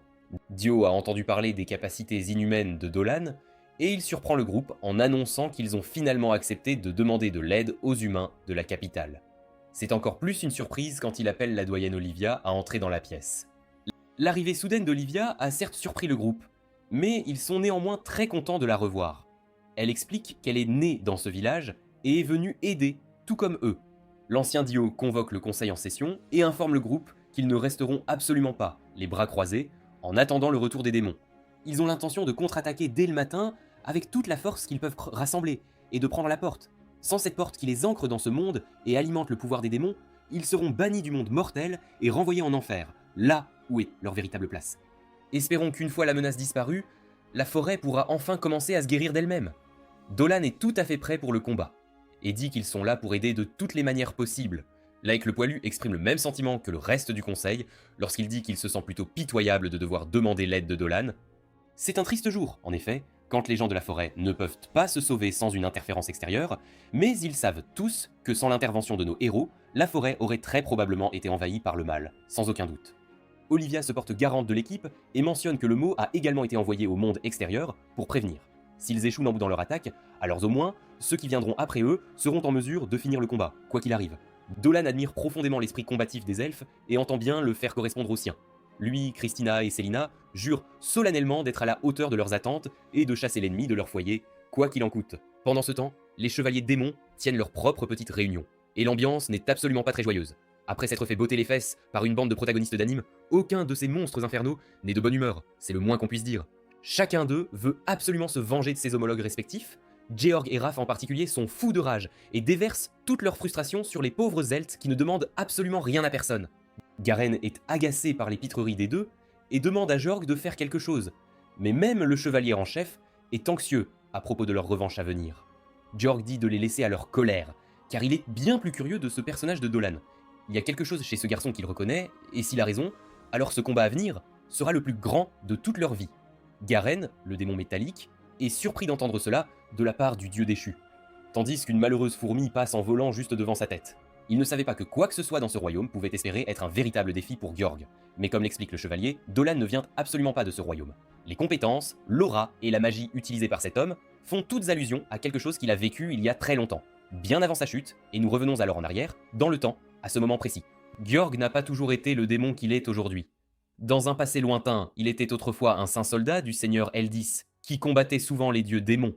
Dans cette bataille, lui et ses compagnons soldats se remettent difficilement des conséquences d'un combat désastreux, où seuls quelques-uns d'entre eux avaient survécu. Bien qu'affaibli et gravement blessé, Kjorg dit aux autres anges qu'ils doivent absolument se regrouper avec leur seigneur et continuer ce combat. Cependant, ces mots sont brusquement interrompus par l'arrivée soudaine de quelque chose de massif à l'horizon. Il se tourne sous le choc pour voir l'ancien dieu dragon repousser l'ennemi avec une facilité déconcertante, traçant un chemin de ruine à travers leurs rangs et semant la peur la plus profonde parmi les démons. La vue de cela seul a suffi à s'ancrer en Georg, et il se souvient encore parfaitement de ce moment. Au présent, il a du mal à comprendre comment ce grand et terrible dragon est maintenant un misérable humain. Mais il n'est absolument pas contrarié. Au contraire, cela le rend bien plus excité. Combattre l'ancien dragon serait un excellent test de ses prouesses, et le dieu déchu ne peut absolument pas attendre de défier Dolan une fois de plus. De retour au village elfe, Diodora rumine dans son coin quand Dolan s'approche d'elle. Elle avertit notre héros qu'elle n'est absolument pas de la meilleure humeur et qu'on ne pourra pas la blâmer pour ce qu'elle pourrait faire si l'on s'approche d'elle imprudemment. Dolan dit qu'il a juste une petite faveur à lui demander.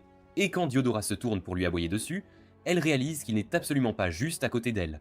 Ayant pris ces mots au pied de la lettre, Dolan s'est assuré de l'approcher aussi prudemment que possible, à tel point que la beauté gothique ne l'a même pas remarqué bouger, un seul instant. Théodora dit qu'il est un sacré bizarre, et le dragon renaissant admet qu'on le lui dit très souvent. Plus important encore cependant, il sait pertinemment qu'elle souffre encore, de la blessure que Rafflesia lui a infligée durant le combat. Légèrement agacée, Diodora révèle qu'elle se promenait avec une horrible blessure tout ce temps, comme si de rien n'était. Dolan explique qu'il va la guérir en lui versant son jus spirituel, et qu'il serait bien préférable qu'elle ne résiste absolument pas. À la surprise de Diodora, cela fonctionne réellement, et elle se demande à voix haute s'il est même humain, ou autre chose. Elle se lamente ensuite sur le sort tragique des esprits des fleurs, que la Retroflasia a blessés, et se reproche de ne pas les avoir mieux protégés. Ce que les démons ont fait était absolument impardonnable, et en tant que seule survivante, c'est à elle de venger les fleurs. Dolan demande s'il peut aider l'amoureuse des fleurs, et le cœur gothique froid de Diodora se réchauffe un petit peu à sa gentillesse. Tout le monde discute joyeusement autour d'un thé aux fleurs quand Dolan les rejoint pour manger un morceau. Dolan apprécie grandement le repas et dit qu'il pourrait certainement en manger bien plus. Fléau est contente et se moque un petit peu de Christina parce qu'elle a réussi à tout dévorer en un instant. Selena veut absolument connaître le secret de la chevalière blanche, demandant comment elle fait pour que tout ce qu'elle mange n'aille pas à sa taille et semble plutôt tout envoyer à sa poitrine. Léo, d'autre part, étant bâti comme un mur de briques, est jalouse d'elles deux. Les filles remarquent que Dolan les regarde fixement et le lui reproche. Notre garçon essayait juste de profiter tranquillement de son repas, mais toujours aussi suave, il dit aux filles qu'aucune d'elles n'a absolument rien à envier. Le dîner terminé, le groupe décide qu'il est temps de se reposer, et Selena propose de prendre les plats de Dolan pour lui. Cependant, alors qu'elle le fait, il remarque un tremblement dans ses mains. Plus tard cette nuit-là, il se réveille pour découvrir que la fille serpent a tout simplement disparu de son lit. Il la trouve assise seule sur un balcon, surplombant le village. Il peut dire tout de suite qu'elle est bien plus qu'un petit peu nerveuse et décide de la rejoindre. Il dit que la vue du village elfe d'ici, d'en haut, est absolument magnifique. Sous la lune de minuit, le village est un spectacle majestueux qui apaise le cœur rien qu'à le contempler. Dolan demande ensuite si elle va bien, vraiment. Après la bataille avec les démons, Selena agite étrangement et il veut savoir si elle a peur, au fond d'elle. Selena explique qu'elle n'a pas vraiment peur des démons, mais que c'est assez compliqué. Elle repense au moment où elle en a eu un à sa portée, mais n'a pas pu se résoudre à le détruire. Même après tout ce que les démons ont fait, même si elle savait qu'ils étaient purement maléfiques, elle était trop faible d'esprit pour achever réellement l'ennemi le moment venu. Elle a honte d'être une mauvaise Lamia, et elle souhaite pouvoir changer, devenir différente. Dolan réconforte Selena en lui disant qu'il pensait autrefois que toutes les Lamias étaient des créatures au cœur froid, jusqu'à ce qu'il la rencontre, elle. Dolan espère qu'elle n'aura pas à changer, pas quand il aime tant cette version gentille et douce d'elle-même. Le dragon au discours suave la fait déjà rougir, mais il met le paquet quand il lui donne son cadeau, en plus de tout cela. C'est une petite pierre magique qui scintille magnifiquement au clair de lune. Selena peut sentir une énorme quantité de pouvoir en émaner, et Dolan explique que c'est un charme tout à fait spécial. Cependant, il ne donne pas de détails sur la façon dont il l'a fabriquée, et dit juste que cela vient d'un souhait qu'il avait de la garder en sécurité à tout prix. Il l'enroule autour du poignet de Selena comme un bracelet, et dit que cela la protégera dans le combat de demain. Soudain, Christina attaque avec une couverture chaude et réprimande les deux pour avoir accaparé cette vue magique, rien que pour eux seuls. Il lui demande quand de se joindre à eux, et les trois se blottissent sous les couvertures en regardant le village ensemble. Se sentant rajeunie et bien plus confiante, Selena saute et s'exclame qu'elle fera absolument tout ce qu'elle peut pour protéger les elfes et leur foyer. Christina la rejoint, déclarant fièrement qu'elle détruira la menace démoniaque, quoi qu'il en coûte. Les trois s'installent pour la nuit, mais alors que Dolan borde Selena, Chris lui demande s'il a déjà entendu parler du terme surhumain. Dolan ment quand il lui dit qu'il n'en a absolument jamais entendu parler. Le lendemain matin, nous voyons que les gens de la forêt se sont rassemblés de partout, prêts à marcher à la guerre. Gio prononce un discours enflammé, condamnant les démons et excitant les guerriers à l'action. Il ne pardonnera jamais, et il n'oubliera absolument jamais ce qui a été fait à leur forêt. Il appelle ses frères et sœurs à le rejoindre pour venger leur foyer et traduire le fléau démoniaque en justice, une bonne fois pour toutes. Alors que l'armée se déplace pour attaquer la porte, nous voyons le plan de bataille clairement exposé. La porte a 3 autres portails qui lui sont liés, et s'ils espèrent la fermer pour de bon, tous ces portails doivent être fermés. Les forces se divisent en 3 groupes, chacun attaquant les portails plus petits, tandis que Dolan et le groupe attaquent la porte principale de front. Dolan et les filles sont à l'arrière d'un chariot, tandis que Gio et son escouade de commando les escortent vers le champ de bataille. Les démons n'attendent pas seulement leur arrivée, cependant, et Dolan peut les sentir se rapprocher dangereusement. Sans un mot, Selena saute à l'arrière du chariot et leur dit de continuer. Elle va aider les elfes ici, et retenir la horde démoniaque. Dolan et Christina sont inquiets, mais Selena est absolument sûre d'elle. Elle tiendra bon et rendra ses amis fiers, c'est promis. Merci d'avoir regardé mon récapitulatif, abonnez-vous à la chaîne pour plus de vidéos.